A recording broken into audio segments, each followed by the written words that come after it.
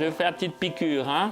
Voilà, c'est poussée dentaire à fond la caisse. Aujourd'hui, 1700 médecins généralistes pratiquent à Bruxelles. En médecine générale, on aspire à ce côté relationnel très intense. Des médecins confrontés tous les jours à la réalité d'une grande ville. On perd quand même pas mal de temps dans la circulation, c'est du temps qu'on ne peut pas consacrer aux gens. Les problèmes de mobilité, une patientèle vieillissante qui réclame des soins à domicile et de nouvelles pratiques pour exercer en toute sécurité. Traverser tout seul la nuit, c'est pas toujours évident. Et donc voilà, souvent les taximans, ils sont là pour ça aussi, pour assurer un peu notre sécurité. Le médecin de famille n'est pas encore en voie de disparition, mais dans la capitale, la profession est en profonde mutation. Rencontre avec le doc de ville. Le jour n'est pas encore levé sur Bruxelles. Avant de commencer ses visites à domicile, le docteur Gillis se ménage un moment de calme. Comme vous voyez, ma journée commence très tôt, hein, donc je me lève un peu avant 6 h du matin pour être prêt à arriver au cabinet vers 6 h 30. La journée commence, comme vous voyez, par la levée du courrier pour voir un peu les résultats des examens qui ont été faits la veille. Et puis ensuite, il y a le petit rituel de vite lire les nouvelles dans le journal, hein. Voilà, on va... Le serment d'Hippocrate et ses règles morales de l'art de guérir décorent son cabinet médical à Uccle depuis 37 ans. Déjà ça par ordre alphabétique parce qu'il n'y a pas que les patients à voir, il y a aussi tout le travail administratif. C'est une grande part du métier aussi, ça? Oui, exactement. Les gens ne s'en rendent peut-être pas toujours compte, mais ça prend pas mal de temps. Philippe Gillis passe facilement 60 heures par semaine au service de la médecine générale. Ici, c'est un moment un peu de... Voilà, une petite pause avant de démarrer. C'est le matin, il est tôt, donc il fait silencieux, c'est le calme. Il n'y a pas de coup de fil, donc je suis tout à fait tranquille pour lire le journal bien à mon aise pendant un petit quart d'heure. C'est une façon de peut-être peut d'abord s'isoler pour bien se concentrer avant de partir. À 61 ans, l'homme fait partie des plus actifs de la capitale. Car un tiers des médecins généralistes ont plus de 55 ans aujourd'hui. Il y a beaucoup de circulation, donc le fait de commencer tôt, ça permet de faire les premières visites, disons, sans stress sur la route. Il n'y a pas trop de circulation et donc c'est plus agréable. Et c'est surtout pour ça que je le fais, pour pas avoir les premiers... Parce qu'une fois 8 h du matin, tout est bouchonné. Et faute de relève, la retraite, ce n'est pas pour tout de suite. Donc je commence plus tôt qu'au début que j'étais médecin à cause de ça, hein.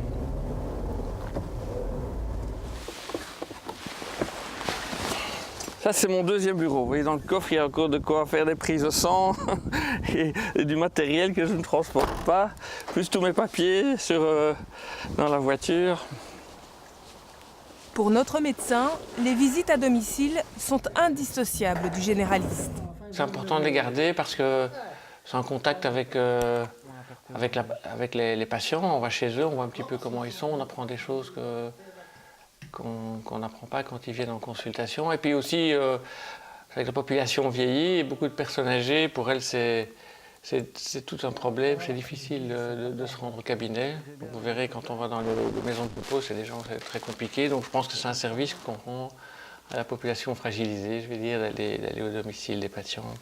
Le petit comprimé, c'est effectivement à prendre le soir. D'accord. Eh bien, à une prochaine fois. Merci. Hein.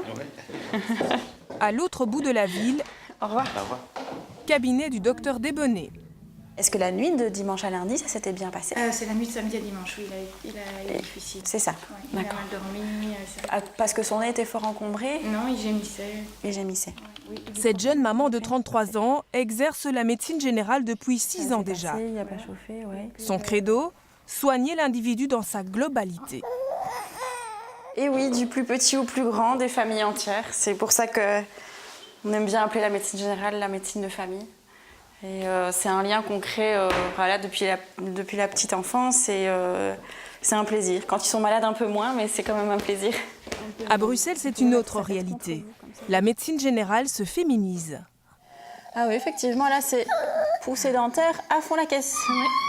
Une féminisation qui modifie la pratique. Émilie Desbonnets ne travaille pas en solo, elle exerce la médecine de groupe.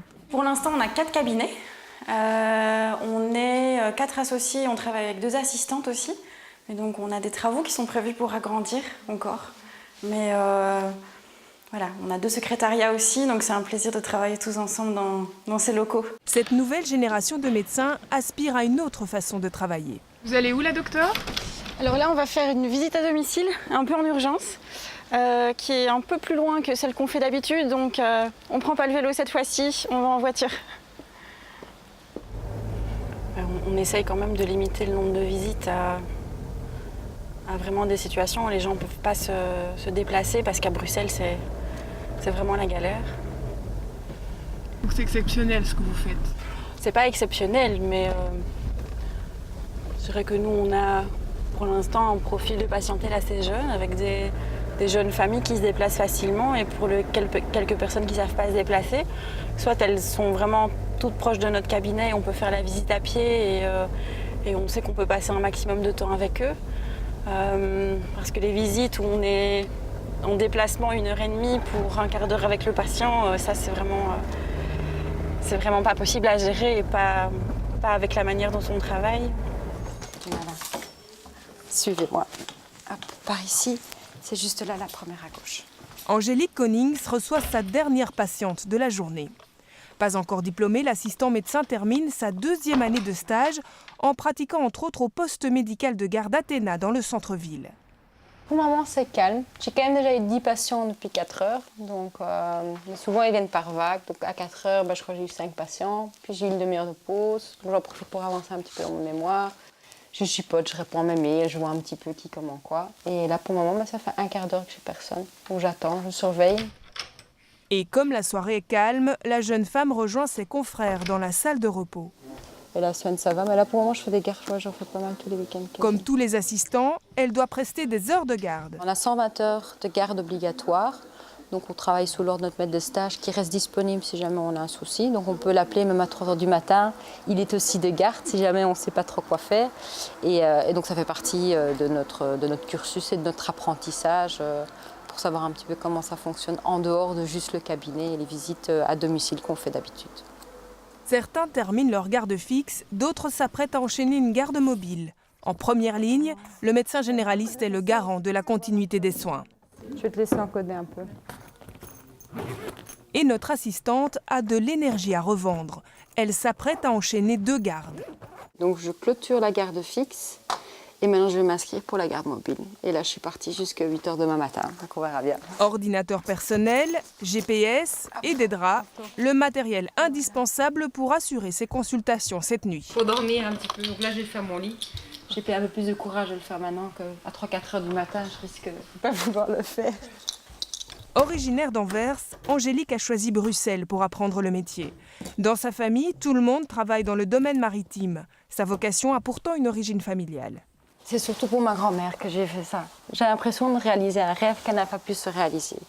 Et puis voilà, comme je disais, moi vraiment, j'ai toujours été passionnée à aider les gens dans les sciences et tout ça. Donc je me suis dit que c'était vraiment un choix logique à faire. Mais dans les moments durs, je me suis surtout motivée pour ma grand-mère. Parce qu'elle était tellement fière de moi d'avoir une petite fille qui fait médecin. Et j'étais la première à faire aussi des études universitaires. Donc c'est ça qui m'a vraiment permis de vraiment aller jusqu'au bout. Et puis après, par contre, premier stage. On a fait un stage d'aide-soignant en première année. C'est pas tout à fait encore la médecine, mais vraiment premier stage où on est vraiment en tant que stagiaire et on est considéré comme un futur médecin. Dès le premier jour, j'ai directement su que ma place était là. Voilà, on verra bien à quelle heure je rejoins mon lit. Ça va bien? Ouais, ça va. Oui, pas de problème. La vocation du docteur Gillis est-elle clairement liée à sa famille? J'ai une famille de médecins, donc je pense que j'ai été influencé évidemment par la famille. Mais oui, parce que c'est un métier que je trouvais intéressant, parce qu'on pouvait aider les gens, leur rendre service.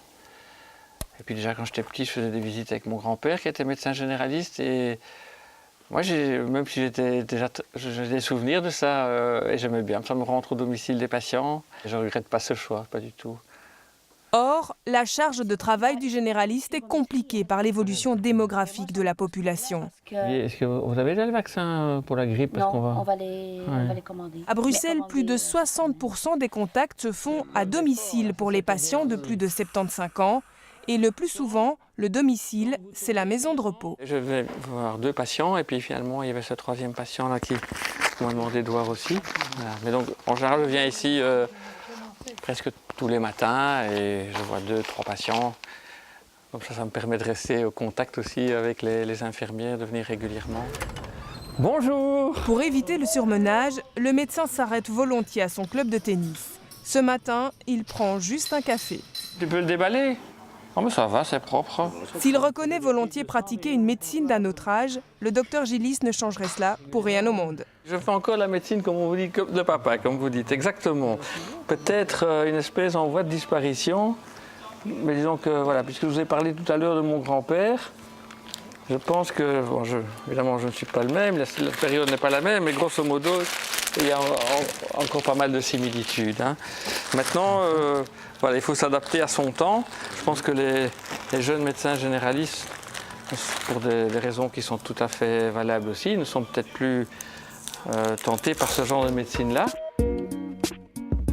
Être médecin de famille sans avoir de temps pour la sienne, ce n'est effectivement pas la philosophie de vie d'Émilie. Ce qu'on ne sait pas quand on est étudiant, c'est justement que tout ce côté de l'organisation avec la vie personnelle, la vie familiale. Alors, quand on démarre une carrière de médecin généraliste dans une ville en pénurie, c'est parfois la douche froide. On ne choisit pas d'avoir des vies, des journées de 12 heures de boulot. On ne choisit pas d'avoir des week-ends de garde. On ne choisit pas de devoir être disponible 24 heures sur 24 pour les gens. On ne choisit pas d'aller... Enfin, on choisit, mais on subit quand même un peu le fait de s'occuper des gens quand sa propre famille est souffrante et qu'on se dit notre place de maman, c'est d'aller s'occuper de notre enfant malade, mais il y a tellement d'autres enfants malades de qui il faut s'occuper que ça c'est des choses qu'on n'a pas vraiment choisies. Pratiquer la médecine de groupe, tout le monde y gagne, selon la jeune femme. Le patient qui a toujours un médecin accessible et le praticien qui peut se reposer sur ses confrères au sens propre comme au sens figuré. Mais il n'est pas dans la phase guérison parce qu'il n'a pas encore... il n'a pas d'anticorps HBS. Dans cette maison médicale scarbécoise, les médecins partagent leurs expériences. Le but était vraiment d'ouvrir une pratique de groupe dès le départ. Donc j'ai l'impression que la tendance est vraiment, soit les gens s'associent dès le départ pour ouvrir quelque chose et cette force-là de ce groupement fait que ça se passe souvent très bien, soit les médecins qui sont déjà en solo cherchent à se regrouper d'une manière ou d'une autre. Je pense que ça a été plus rapide à Bruxelles peut-être, parce qu'il y a peut-être plus de possibilités immobilières, plus de demandes des gens et une organisation de la médecine générale avec son système de garde et tout ça qui est peut-être plus favorisé pour être en groupe. Tu veux que je t'ouvre la porte ou t'as une main de libre? Retour au poste médical de garde. À tantôt. Pour se rendre au domicile des patients, le docteur Konings n'est pas seul. Ouais. Depuis 2 ans, la garde bruxelloise se déplace en taxi. Pour la tête, hein. Oui, voilà d'abord. Hein. Comme elle est un peu plus âgée. Voilà, on est là dans 10 minutes. Entre le médecin et son chauffeur, on sent une réelle complicité. Douleur dos, jambes, difficile à bouger. Ok. C'est un confort, oui. Et puis on se sent un petit peu moins seul aussi. Généralement, après, on discute un petit peu. Et souvent, comme là, j'ai travaillé vendredi avec ce taximan-là. Et donc souvent, on retrouve aussi... Du coup, comme vous me posez la question tantôt pour les médecins, on se croise et on se connaît moins bien. Par contre, les taximans, souvent après, on fait souvent les mêmes équipes. Et donc, du coup, c'est agréable de revoir un petit peu et puis d'être accompagné. Un duo qui permet aux généralistes de se rendre à nouveau dans certains quartiers désertés par la profession, par manque de sécurité. Une fois, j'étais appelée dans un quartier un peu plus craignos, si je peux le dire ainsi, où il fallait que j'aille entre les immeubles avant d'arriver. Et je ne connaissais pas du tout le quartier, donc là, j'ai demandé à mon taximan de m'accompagner. De nouveau aussi en respectant, on a demandé au patient et pour qu'il n'a rien dit. Pas que j'avais peur du patient, mais c'est surtout traverser tout seul la nuit, c'est pas toujours évident. Non, j'ai tout avec moi, oui. Hein. A priori, il n'est pas tombé, donc il n'y a pas de suture à faire, ça va aller.